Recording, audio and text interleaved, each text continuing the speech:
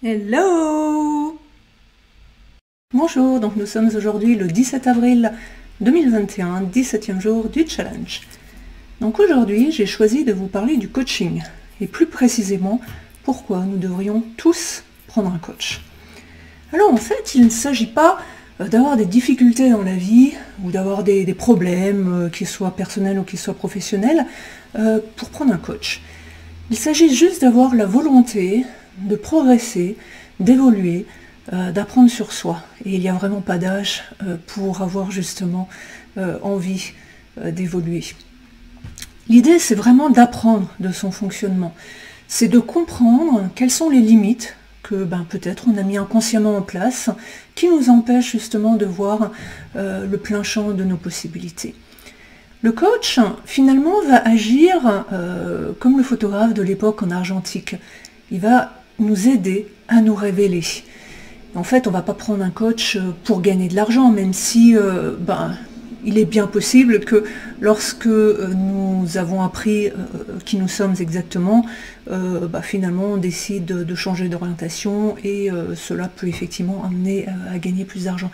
Mais ça ne doit pas être le but. Le but, c'est vraiment d'apprendre à se connaître, de comprendre qui nous sommes exactement, de vraiment mettre en évidence nos forces, peut-être aussi nos blessures, qu'elles soient conscientes ou inconscientes, connaître donc tous ces blocages, connaître toutes ces émotions qui font qu'on va agir d'une façon ou d'une autre, et peut-être que l'on va répéter certains schémas.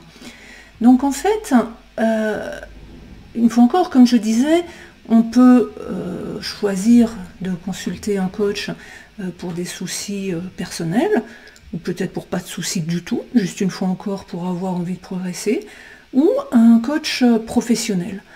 Parce que des fois, la vie au travail n'est pas toujours très rose. On peut rencontrer des difficultés peut-être à exprimer certaines choses, à peut-être gérer une équipe, ou peut-être gérer des collègues qui sont difficiles, ou gérer peut-être même son chef. Et là, il est toujours bon d'avoir des conseils neutres sur comment faire les choses de façon optimale pour, une fois encore, obtenir les meilleurs résultats. Et si on a des problèmes, je dirais, au sein d'une équipe, on n'a pas forcément envie de se confier toujours à son chef, parce que des fois, on peut considérer que c'est un aveu de faiblesse, ce qui n'est pas du tout le cas, mais on va peut-être se sentir beaucoup plus à l'aise avec un coach qui restera neutre. Donc en fait, c'est tout à fait ça. Le coach, s'il est bien choisi, c'est vraiment celui qui saura vous orienter, vous conseiller, qui est vraiment l'oreille neutre, attentive, et donc une fois encore, s'il est bien choisi, ce sera vraiment une écoute bienveillante. Donc, l'intérêt du coach, dans tous les cas, c'est qu'il va nous faire gagner du temps, et beaucoup de temps. Parce que bien évidemment, on peut identifier certains blocages, certains schémas répétitifs, certaines des situations qui nous mettent mal à l'aise.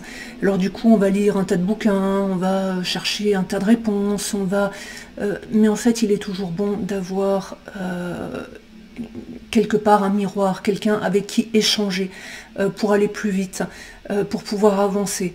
Et ça va nous éviter ces heures et ces heures de recherche sur Internet, aller d'une direction à l'autre, et puis entre-temps aussi de regarder des choses qu'on n'avait pas forcément cherché à ce moment-là. Donc en fait, l'idée c'est vraiment que le coach, parce que c'est l'image qu'on en a, il n'est pas seulement réservé aux grands patrons des grandes entreprises, mais à tel point que certaines grandes entreprises proposent à leurs employés la possibilité d'avoir accès à des coachs ou des programmes de mentoring. Et ça, c'est absolument génial.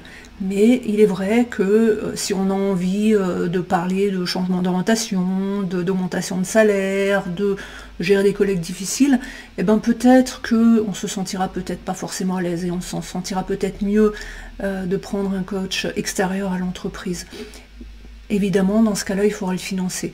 Mais vous le financez, mais c'est le meilleur investissement que vous puissiez faire sur vous-même, parce que, une fois encore, c'est quelque chose qui va vous permettre d'avancer, de mieux vous connaître, et du coup d'évoluer de façon beaucoup plus sereine. Alors ensuite, il ne faut pas se tromper sur le choix du coach. Il faut vraiment que le contact soit bon, il faut vraiment qu'intuitivement vous pensez que c'est vraiment la personne qui va vous aider et qui va vous apprendre quelque chose. Il faut vraiment s'intéresser, déjà avant aussi le premier rendez-vous, sur les formations qui ont été suivies par ce coach, sur ses compétences, sur son domaine d'activité, sur sa spécificité. Il faut vraiment vérifier que le coach est accrédité, parce que bon, de nos jours, il faut reconnaître qu'il y a de plus en plus de coachs autoproclamés qui vont faire un week-end d'une séance en énergétique ou je ne sais quoi, et qui vont s'autoproclamer coach, et là, ça risque de faire plus de dégâts que de bénéfices pour vous-même. Donc en fait, lors de ce premier rendez-vous, vous allez pouvoir évaluer si c'est vraiment le coach qu'il vous faut. Si déjà il vous propose, il vous met déjà tout de suite un diagnostic la première séance, là aussi il y a un problème, parce que l'idée c'est de sortir des cases et pas tout de suite rentrer dès le début et d'être qualifié dès le début. Bien évidemment, on a certaines spécificités, mais c'est pas en une demi-heure, une heure que une personne toute compétente soit-elle va réussir à vous cerner de cette façon-là. Donc ça aussi, c'est quelque chose qu'il faut fuir. Ensuite, ce qui est très important, c'est le lieu du rendez-vous. Est-ce que vous vous sentez à l'aise? Est-ce qu'il est propice à l'anonymat? Est-ce que ce lieu vous convient? Parce que il faut bien avoir l'esprit qu'en principe, c'est un endroit où vous allez vous mettre à nu. Et il ne s'agit pas d'impressionner le coach, il faut vraiment mettre son ego au vestiaire. Il faut vraiment dire même des choses qu'on n'a pas forcément envie de dire, des choses dont on n'est pas fier, si vraiment on veut être aidé pour évoluer, et peut-être pour transformer tout cela en une meilleure version de nous-mêmes. Donc il sera super important, dans ce cas-là aussi, vous-même, de préparer en tout cas déjà ce premier rendez-vous, les suivants également, pour vraiment formuler vos attentes. Et pour faire la différence entre votre besoin éventuellement d'une thérapie ou besoin d'un coaching professionnel ou personnel. Et également de formuler comment est-ce que vous voyez cet accompagnement.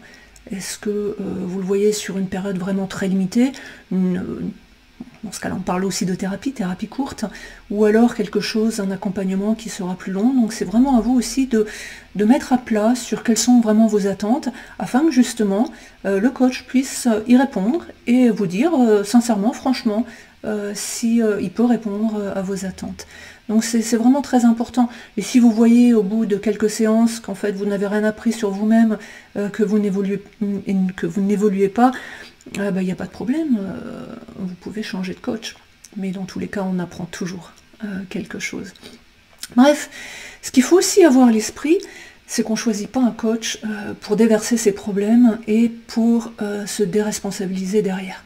Alors déverser ses problèmes peut-être, mais en tout cas, pas se déresponsabiliser. Il ne s'agit pas de dire « Ah bah oui, mais tu vois, moi j'ai fait ma part, je suis allé voir un coach, et puis tu vois, il ne se passe rien. » Pas du tout. En fait, derrière, il y aura probablement des actions à mettre en place. Il va falloir réfléchir sur ce qui a été dit, sur ce qui a été mis sur la table, sur le retour, le feedback de votre coach. Et justement, il faudra travailler sur vous-même. Si vous n'avez déjà pas cette volonté dès le début, il faudra peut-être soit revoir vos attentes, soit se poser des questions sur la raison pour laquelle vous voulez avoir un coach. En tout cas, moi je reste convaincue que nous devrions tous avoir un coach si nous voulons évoluer et pas faire du surplace ou au pire reculer. Voilà, je vous remercie, c'était le petit sujet que je voulais développer aujourd'hui et je pense qu'on aura l'occasion d'en reparler dans les prochains jours, mais en tout cas je vous dis à demain. Merci, au revoir.